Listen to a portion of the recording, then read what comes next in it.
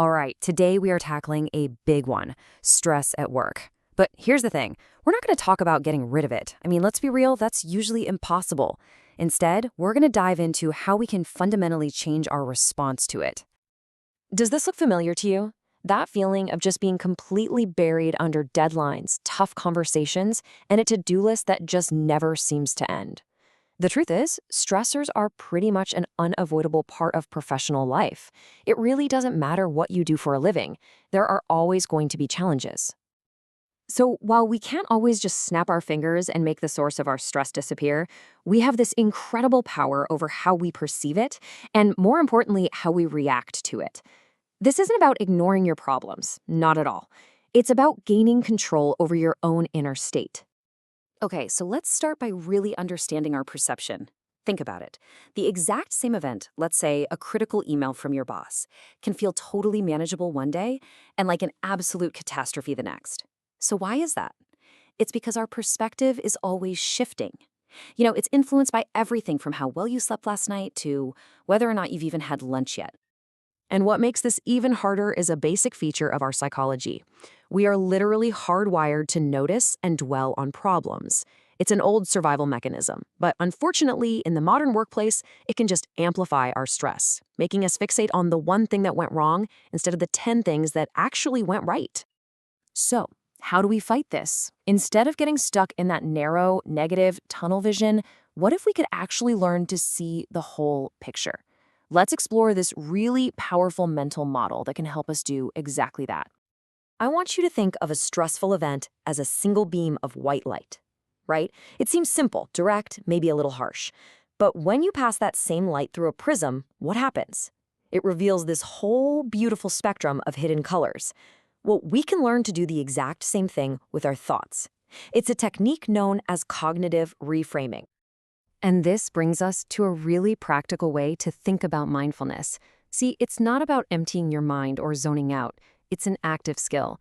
It's the practice of becoming the prism, of consciously choosing to observe a situation from all these different angles, instead of getting stuck on that single negative viewpoint. It is all about intentionally choosing your perspective. Now, that all sounds great in theory, doesn't it? But how do we actually build the skill of reframing? Well, let's look at a super simple, concrete exercise you can literally start using today to train your brain. It's called the 3 good things exercise, and it is incredibly straightforward. At the end of your workday, just take a moment to reflect and then physically write down 3 good things that happened. That's it. Then put that list somewhere you'll actually see it, like on your fridge or maybe a notice board. The goal here isn't just to remember the big wins. The real challenge and where the real reward is training your brain to find those positive moments even when things feel tough, to really see the full spectrum of your day. And listen, these good things, they don't have to be monumental. We're talking about the small stuff. The surprisingly good coffee you had this morning, a short, pleasant chat with a coworker, a genuine compliment someone gave you, or even just noticing a beautiful sky on your way home. I mean, these moments, they're everywhere if we just start looking for them. Now, it's really important to note, this can feel a little forced or even difficult at the beginning. That's okay. Our brains are just so used to scanning for threats. But with consistent practice, you will start to shift that focus, and you'll find that these everyday moments begin to feel more precious and, well, more significant. So what is actually happening inside our bodies when we do this? Because this isn't just some mental trick. These practices have real, measurable physiological effects. Let's get into the science of it for a minute. Okay, so our bodies have these 2 key operating modes. You've got the stress state, which is run by the sympathetic nervous system.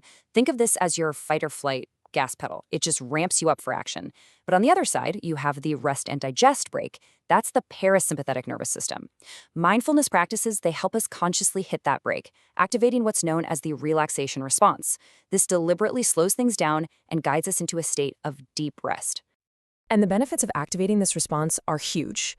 I mean, we are talking about a more regulated breathing rhythm, more stable blood pressure, and a really noticeable improvement in your ability to focus and concentrate, all of which leads to this genuine physiological sense of well-being. Okay, so the final piece of the puzzle is making this a real, lasting habit. How in the world do we weave these small but powerful practices into a schedule that's probably already packed? The key, and this is so important, is to start small. Don't try to set aside an hour for this. Just begin with 5 minutes. Seriously, doing it for 5 minutes every single day is so much more effective than doing it for an hour once a week. It is all about consistency. And you can use these techniques strategically. Take a few deep breaths right when you wake up to set a calm tone for the day. Use them for just a minute before you walk into a tough meeting or an important interview. Or you could practice right before bed to help you get a much more restorative night's sleep. So, we're going to leave you with this question. As you go about the rest of your day, just try to look at it through that prism. Be on the lookout for those small positive moments. What 3 good things will you find today?